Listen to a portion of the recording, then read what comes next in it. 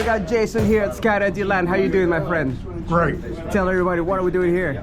We're getting ready to skydive. We're gonna go jump out from plane, right? Yes, and, we are you celebrating something, or what you decided now? Just for the general purpose cool. There we go. of the thrill of skydiving. All right. And you made your instructor Lucas? Yes. Yeah? Did you understand all the instructions? Yes, I did. Any questions? None at all. Just ready to rock.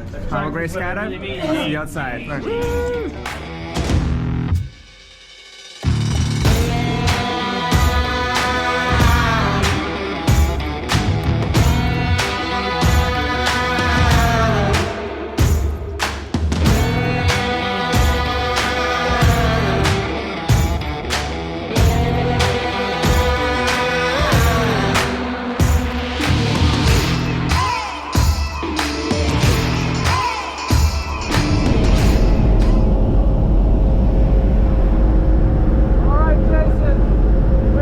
There, my friend. How you doing?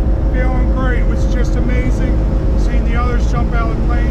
Can't wait for it. All right. Awesome, my friend. Well, I'll see you outside. Have a great night out.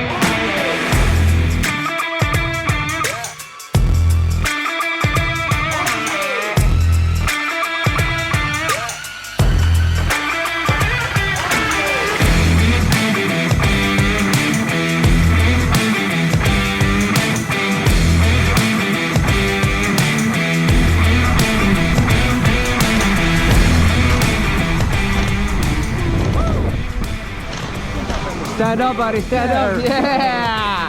How you like it? Fucking amazing. Yeah. Let's put this back on your shoulders. There we go. What was your favorite part? Everything. Everything. Are you gonna do it again? Hell yeah. Yeah. All right. Let's take one more photo next to your instructor. Gonna stand over there. Big smile over here, guys. Thank you so much for choosing Skydive DeLand.